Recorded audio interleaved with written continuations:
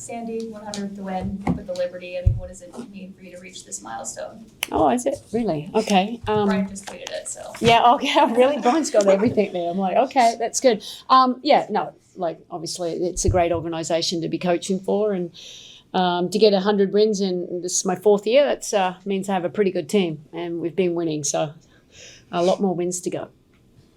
Leo, could you kind of walk me through what happened in the third quarter? Just how Dallas what was happened? able to get within 3. I mean, it's no news that we struggle a little bit when we come out of the halftime.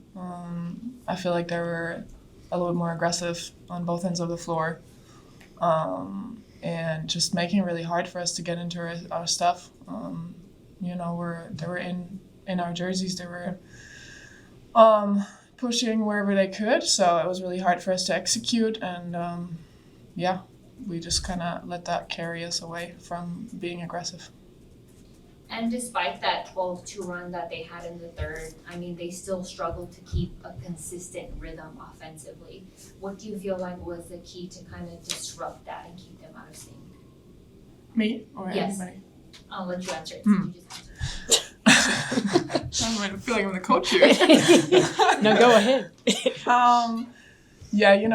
They're a young team, so I feel like we have more experience than them. So we know the game is a game of runs. So they went on theirs, and then we kind of fought back.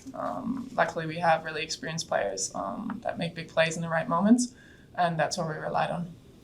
And Coach, what do you think, or what stood out to you about the team's just overall collective effort?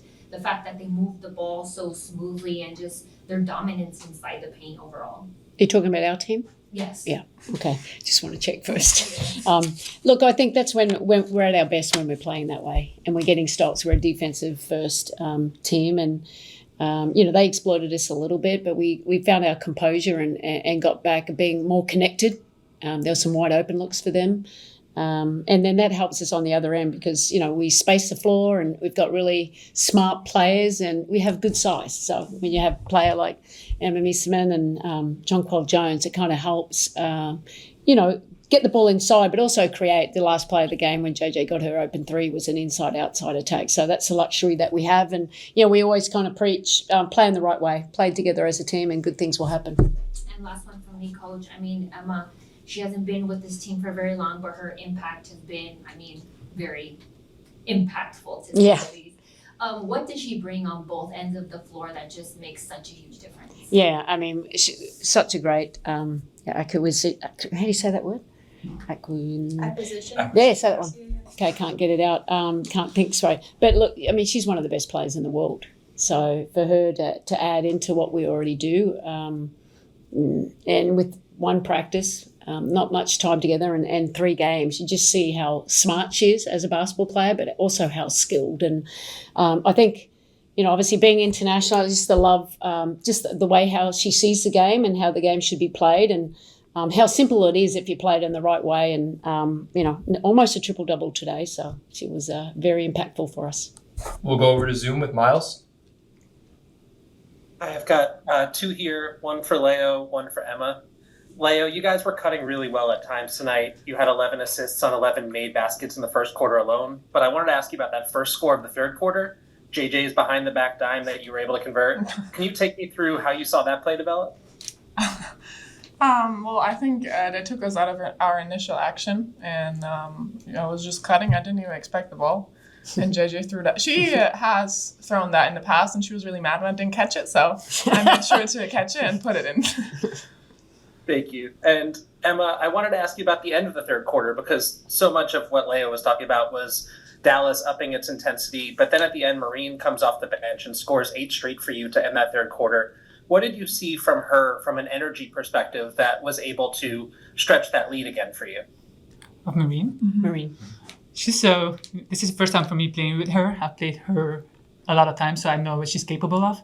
So just, having confidence in her, to put that shot in, and, I'm still trying to get to know her a little bit on the court, but it just helps that I've seen already what she can do on the court, because it's always against us. So she gave us big minutes today, so I'm proud of her. We'll go to Jackie. Hi all. Sandy, I want to start with you and just sort of building off of Miles's question. I mean, you've coached Marine now, I think this is the third season.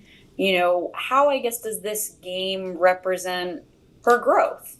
How she's able to just sort of come on and really give you all a lift this evening. Yeah, look, Marine's been great for us all season long, especially when she's staying aggressive and not worried about makes and misses, because we know she's going to make more than she misses. She always makes really good decisions there.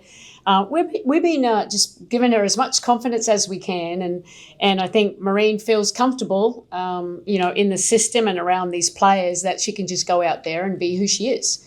And she gives us a great spark off the bench. And, we talked about her even getting the ball more in, as a handler as well, and getting her more in those actions, because she's just, she does have gravitational pull, and she has the ability to find the open person with her passing. Great. And Emma, for you, obviously you were so efficient in that first half. It looked like you were not going to miss. I'm just curious, you took 3 shots in the second half. What was Dallas doing to, I guess, make it harder, for you to, I guess, get the ball or put it in? I guess they were more disciplined about how they covered pick and roll and being more aggressive inside too. And I think on top of that, it was us not being aggressive enough, not moving enough, and helping each other get it open. But I think when we moved the ball, we still found other solutions. So it's just up to us. Every quarter is going to be different. Every time they're going to make adjustments on the court. So it's up to us to huddle and pay attention to what they are doing, because I know that we have enough weapons on the court to, answer to that. Thank you. We'll go to Jeff. Thank you. Hello. Congrats on the win. Coach, 100 wins for you, but I know you're going to give that credit to your players, so I want to ask them about the impact that you've left upon them. So, Leo and Emma, I know it's a small sample size for you considering how long Coach Brondello's career is, but what sort of impact has Coach left on you, and how does she inspire you to move forward, even though you haven't spent so long with her so far? What has she done for your career so far? Great question. Jeff.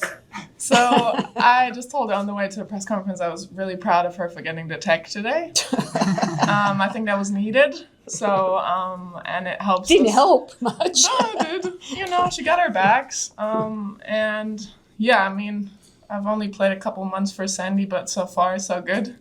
Now you can just tell that she's been a player and she really understands the process we go through as players.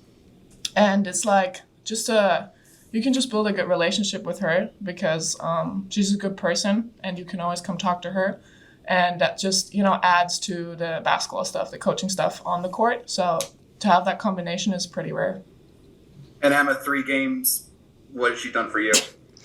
I've had her in ECAT as an assistant coach. She knows me. I don't know how many years. 3? 3? 2, yeah. 3? But yeah, so I know Sandy as a family person. With her 2 kids, they were always there. And I think as a coach, that's really important for, to show that side too. Because you're away from home, you have to come in every single day, so you want to have a relationship where you can trust your coach, where you feel that she has your back, and that you can be human. You're not just a product on the court. So that's what I love about Sandy, about this staff over here. And the basketball side, obviously, it's 100 wins, so you don't get that for nothing. So just gonna keep going, and she's gonna build her legacy. I don't know what to talk about. It's her retirement. Yeah. Not that old. Appreciate your time and insight. Congrats. We'll finish with Lucas. Thanks. Just one for Emma. John Quell took 5 of her 7 shots from 3 today. Obviously made 4. How do you feel like playing? I know you played with her before, but her ability to shoot at that size perhaps makes it easier for you and maybe your teammates to get, themselves going as well. it does make it easier for us. Her being aggressive from the three, but also being inside player. It makes it so dangerous as a team. You can just move, and she's also smart on top of that. So you can read off of each other. I love playing with JJ. You don't always have that connection between bigs automatically. We've played a couple of times together already, but it's just something that a chemistry. You just look at each other and you kind of know what she's gonna do, or what she knows what I'm gonna do. It's also cool to see how much she's grown as a leader. Like vocal, she's vocal, she talks, and she's showing emotions. So I'm just really happy to be back on the court with her.